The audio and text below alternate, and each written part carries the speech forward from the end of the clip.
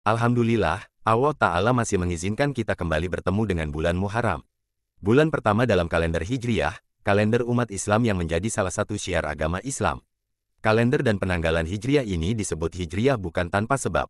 Merunut sejarahnya, Umar bin Khattab radhiyallahu anhu tatkala berinisiatif untuk membuat patokan tahun pertama dalam penanggalan ini, beliau memulai hitungan tahun pertamanya bertepatan dengan tahun di mana Rasulullah Shallallahu Alaihi Wasallam melaksanakan perintah Allah Ta'ala untuk berhijrah dari kota Mekah menuju Madinah. Dalam peristiwa dan momen bersejarah ini, terdapat banyak sekali faedah dan pelajaran penting yang bisa kita ambil. Pada video kali ini, akan kita pelajari setidaknya ada 6 pelajaran penting dari kisah hijrah Nabi Shallallahu Alaihi Wasallam tersebut. Namun, sebelum kita lanjut, ada baiknya like dan share dulu ya, guna mendapatkan informasi update terbaru dari channel ini. Baik, mari kita lanjutkan. Pelajaran pertama, hijrah adalah pengorbanan. Perintah hijrah yang Allah Ta'ala turunkan untuk Nabi dan kaum muslimin Mekah ini, membuat Rasulullah Shallallahu Alaihi Wasallam dan para sahabatnya harus meninggalkan kota kelahiran mereka dan kota masa kecil mereka. Meninggalkan pula karib kerabat dan keluarga tersayang. Saat beliau Rasulullah Shallallahu Alaihi Wasallam berangkat, lihat apa yang beliau katakan dengan penuh rasa kesedihan ini. Bahwa, demi Allah, sesungguhnya engkau, Mekah, adalah sebaik-baik bumi Allah. Dan negeri Allah yang paling dicintai Allah. Kalau bukan lantaran aku dikeluarkan darimu, niscaya aku tidak keluar. Hadis riwayat Tirmidzi nomor 3925. Pelajaran kedua, Nabi hijrah bukan karena menyerah. Nabi Shallallahu Alaihi Wasallam sudah tinggal di kota Mekah selama beberapa waktu lamanya, untuk menyeru umatnya menuju jalan hidayah dan kebenaran. Sayangnya, hanya sedikit yang beriman kepadanya. Berbagai penganiayaan dan penghinaan, bahkan beliau rasakan. Dan tidak jarang beliau dan para sahabatnya juga disiksa oleh kaum kafir Quraisy. Semua hal itu tidak serta-merta menyurutkan semangat beliau di dalam berdakwah. Justru semakin menguatkan dan meningkatkan kegigihan beliau di dalam berdakwah. Nabi Shallallahu Alaihi Wasallam terus berusaha mencari solusi alternatif untuk menyukseskan dakwah yang beliau emban, pergi ke Taif misalnya. Sayangnya, yang beliau dapatkan di sana juga penolakan yang lebih keras dari yang beliau harapkan. Dilukai dan dihina hingga dilempari batu. Semenjak itu, beliau tidak menyerah. Beliau tampilkan dirinya di depan halayak manusia, berdiri di depan suku-suku yang ada saat musim haji, sembari berkata, "Adakah seorang laki-laki yang mau membawaku kepada kaumnya? Sesungguhnya orang-orang Quraisy telah melarang aku menyampaikan pesan Tuhanku." Hadis riwayat Abu Dawud, Tirmidzi, Nasai dalam As-Sunan Al-Kubra, Ibnu Majah dan Ahmad. Pada saat itu begitu banyak kabilah dan suku yang menolak beliau, sehingga pada akhirnya, Allah Ta'ala membukakan hati sebagian dari orang-orang Yasrib atau Madinah yang nantinya menjadi kaum Ansor, dan terjadilah Bayat Aqobah. Kemudian beliau beserta sahabat-sahabatnya hijrah ke kota Madinah, kota kaum Ansor yang menjadi cikal bakal berdirinya negeri Islam yang mulia ini. Sebelum kita lanjut yang ketiga, ada baiknya like dan share video ini ya, kami bantu hitung 3 kali untuk like dan share video ini. 1, 2, 3.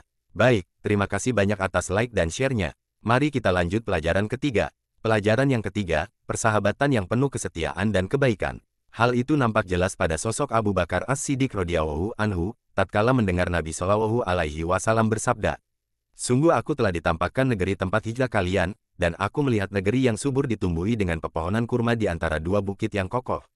Hadis riwayat Bukhari nomor 2297. Mendengar hal tersebut, Abu Bakar bergegas untuk bersiap-siap hijrah, namun Nabi Shallallahu Alaihi Wasallam menahannya sembari berkata, "Janganlah kamu tergesa-gesa, karena aku berharap aku akan diizinkan untuk berhijrah."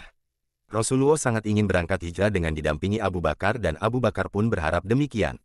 Beliau tunggu perintah dan izin Allah Ta'ala agar nabinya diperbolehkan berhijrah, sembari beliau memberi makan 2 hewan tunggangan yang dimilikinya dengan dedaunan samur selama 4 bulan.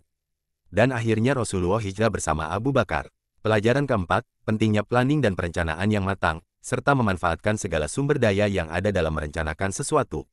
Hijrah mengajarkan kita, bagaimana perencanaan yang baik dan matang memiliki peranan penting dalam mencapai sebuah kesuksesan. Dan salah satu pondasi terbesar di dalam merencanakan sesuatu adalah menggunakan sumber daya yang ada secara tepat, efektif, dan optimal. Dalam hijrah Nabi Shallallahu Alaihi Wasallam, wanita memiliki peranan penting. Hal ini terwakilkan dengan apa yang diceritakan Aisyah radhiyallahu anha perihal dirinya dan saudarinya Asma binti Abu Bakar. Lalu, kami mempersiapkan untuknya, Nabi dan ayahnya, bekal dengan cepat dan sigap. Kami membuatkan untuk keduanya sufrah, tempat membawa makanan untuk musafir, dalam jirab, bejana tempat menaruh perbekalan.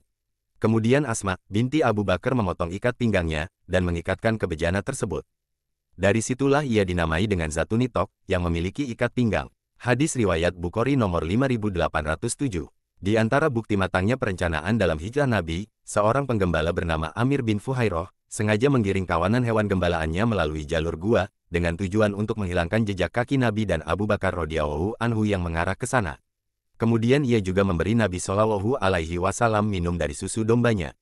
Bukti lainnya, Nabi Shallallahu Alaihi Wasallam menyewa Abdullah bin Uroikid sebagai penunjuk jalan yang mengetahui medan dan rute jalan menuju Madinah, meskipun ia seorang musyrik. Hal ini diperbolehkan selama ia bisa dipercaya dan profesional di dalam pekerjaannya. Dengan begitu, orang tersebut bisa menunjukkan Nabi Shallallahu Alaihi Wasallam dan Abu Bakar radhiyallahu anhu untuk mengambil jalan yang berbeda dari jalan biasanya yang dilalui orang-orang pada umumnya. Demikian pelajaran dari kisah hijrahnya Nabi Shallallahu Alaihi Wasallam. Mudah-mudahan kita dapat mengambil hikmahnya. Amin. Wallahu a'lam bishawab.